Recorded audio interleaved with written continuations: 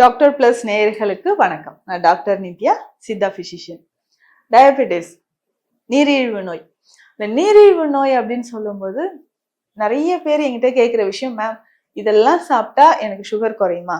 Already நான் வந்து tablets எல்லாம் எடுத்துட்டு இருக்கிறேன், இல்லை இன்சுலின் போட்டுட்டு இருக்கிறேன். இந்த சமயத்துல வெந்தயம் சாப்பிட்றேன், ஓமம் எடுத்துக்கிறேன், ஆவாரம் பூ எல்லாம் நான் குடிக்கிறேன். இந்த மாதிரி வேற ஏதாவது எனக்கு ஒரு சின்னதா மருந்து ரீதியாக ஏதாவது சொல்லுங்களேன் நான் ஃபாலோ பண்றதுக்கு. இதனால எனக்கு சுகரும் குறையணும்ட்டு நிறைய பேர் கேட்குறீங்க. முக்கியமாக சுகர் லெவல், இது நான் சொல்லக்கூடிய இந்த விஷயம் பல வருஷமாக நிறைய பேருக்கு சொல்லி இது ஒரு மருந்து முறை தான், சித்தர்கள் சொன்ன ஒரு மருந்து முறை தான். ஈஸியா நம்ம அதை வந்து ஃபாலோ பண்ண போறோம். வயதிற்கு ஏற்ற மாதிரி இப்போ ஸ்டார்டிங்ல ஒரு சிலருக்கு இருக்கும் பாட்டில் அண்ட் டயபிட்டிஸ் இருந்தா நிச்சயமாக இது குடிக்கும்போது கம்ப்ளீட்டா நமக்கு வந்து சுகர்ல இருந்து வெளியே வர முடியும். ஸோ பாட்டில் அண்ட் டயபிட்டிஸ் இருக்கு, இல்ல ஃபர்ஸ்ட் டைம் இப்போதான் நான் வந்து சர்க்கரை நோயை டயக்னோஸ் பண்றேன் அப்படின்னு சொல்றவங்களும் இப்போ ஈஸியா இந்த டீ இதை குடிக்கும் பொழுது ரத்தத்துல இருக்கக்கூடிய சர்க்கரை அளவு நமக்கு நல்லாவே குறைய ஆரம்பிச்சிடும்.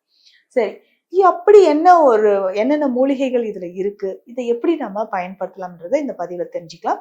முக்கியமாக இந்த சர்க்கரை நோய் இருக்கிறவங்க எத்தனை வேலை இதை குடிக்கணும். இப்போ பார்டர் லைன் டயபிட்டிஸ் இருக்கு, ஃபர்ஸ்ட் டைம் இப்போதான் நான் வந்து சுகர் எனக்கு வந்து தெரியுது அப்படின்னு சொல்றவங்க ஒரு நாளைக்கு ஒரு வேளை குடிச்சால் போதும்.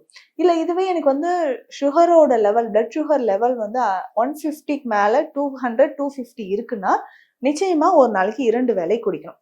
இதுவே 300 350 அபோவ் இருக்கு, எனக்கு HbA1c லெவலு 7க்கு மேல இருக்கு அப்படின்னு சொல்றவங்களும் இருப்பீங்க. அந்த மாதிரி HbA1c லெவல் ரொம்ப அதிகமா இருக்குன்னா நிச்சயமாக 3 வேளை உணவுக்கு முன் இந்த டீயை குடிக்கணும்.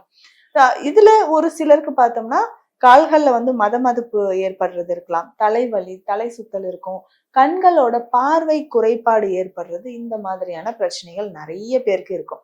ஸோ இதை சரி பண்ணணும்னா நிச்சயமா நம்ம இந்த டீயை பயன்படுத்தலாம். சரி, இதுல என்னென்ன மூலிகைகள் இருக்கு அப்படின்னு பார்த்தோம்னா ஃபர்ஸ்ட் நம்ம சேர்க்க போற ஒரு மூலிகை அப்படின்னு பார்த்தோம்னா தனியா. தனியான்னு சொல்லும்போது நிறைய நார்ச்சத்துக்கள் இதுல இருக்கு. நார்ச்சத்துக்களோட மட்டும் இல்ல, தனியா வந்து அடிக்கடி நம்ம உணவிலோ இல்ல துவையல் மாதிரி நம்ம சாப்பிட்டுட்டே வந்தோம்னா பிளட்ல இருக்கக்கூடிய சுகர் லெவல் நிச்சயமாக நமக்கு குறைய ஆரம்பிக்குது. பிளட்ல இருக்கக்கூடிய அந்த சுகர் லெவல் குறையறதுக்கு ஃபர்ஸ்ட் நம்ம தனியா எடுத்துக்க போறோம். அதுக்கு அடுத்து இதுல வேற என்ன மூலிகை இருக்கு, தனியா வந்து 100 கிராம் அளவுக்கு எடுத்துக்கோங்க. மற்ற மூலிகைகள் எல்லாமே 20 கிராம் எடுத்தாலே போதும். அடுத்த மூலிகை அப்படின்னு பார்த்தோம்னா கடுக்காய் தோல். கடுக்காய் தோல் பொதுவாக அது கடுக்காய் உள்ள இருக்க கொட்டையை எடுத்துட்டு கடுக்காய் தோலை வந்து நம்ம எடுத்து பயன்படுத்த போறோம். கடுக்காய் நிறைய பேருக்கு பார்த்தோம்னா இந்த கான்ஸ்டிபேஷன் பிரச்சனை இருக்கும். சர்க்கரை நோயாளிகள் நிறைய பேருக்கு கான்ஸ்டிபேஷன், மலச்சிக்கல் தொந்தரவு இருக்குங்க அப்படின்னு சொல்லுவாங்க. அது சரி பண்றதுக்கும் ரத்தத்தில் இருக்கக்கூடிய சர்க்கரை அளவை குறைப்பதற்கும் நமக்கு கடுக்காய் பயன்படுது. கடுக்காயை நம்ம எடுத்துக்கிறோம். அதுக்கப்புறம் ஓமம். ஓமம் பார்த்தோம்னா டைஜஷனுக்கு நம்ம ரொம்ப ரொம்ப பெஸ்டா இருக்கும். சர்க்கரை நோய்கள் நிறைய பேருக்கு பார்த்தோம்னா அல்சர் கம்ப்ளைண்டோ இல்லை ஹெலிடோசிஸ் அப்படின்னு சொல்லக்கூடிய வாயில வந்து ஒரு மாதிரி பேட் ஓடர் வர மாதிரி இருக்கும். ஸோ மவுத் அல்சர் நிறைய பேருக்கு இருக்கும். அதை சரி செய்யணும்னாலும் ஓமம் நம்ம எடுத்துக்கலாம். அதற்கு அடுத்ததாக சதக்குப்பை 20 கிராம். சதக்குப்பைன்னு சொல்லும்போது நம்ம உடல்ல ஏற்படக்கூடிய சோர்வை நீக்கக்கூடியது. இந்த சதக்குப்பை மூலிகையும் நம்ம பயன்படுத்தி இதுல எடுத்துக்கணும்.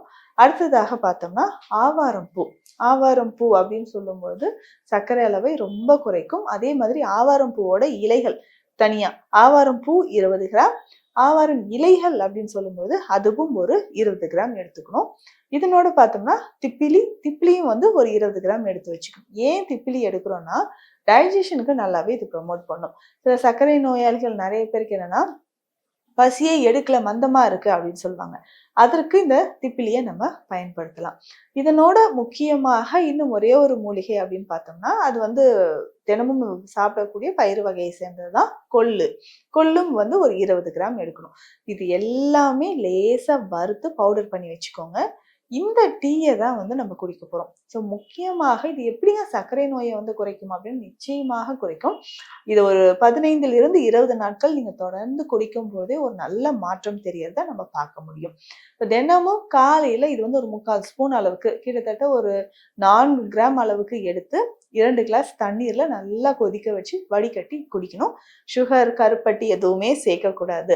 நிறைய பேர் கேட்பீங்க என்னன்னா, மேம் சுகர் எனக்கு வந்து சர்க்கரை நோய் இருக்கு, ஒயிட் சுகரை டோட்டலா அவாய்ட் பண்ணிட்டேன், அதுக்கு பதிலா தேனு, வெல்லம், கருப்பட்டி இது எல்லாமே சேர்த்துக்கிறேன் அப்படின்னு சொல்லுவாங்க. அந்த மாதிரி வேண்டாம். இந்த நல்லா பாயில் பண்ணி வடிகட்டி இதை அப்படியே குடிச்சிடணும்.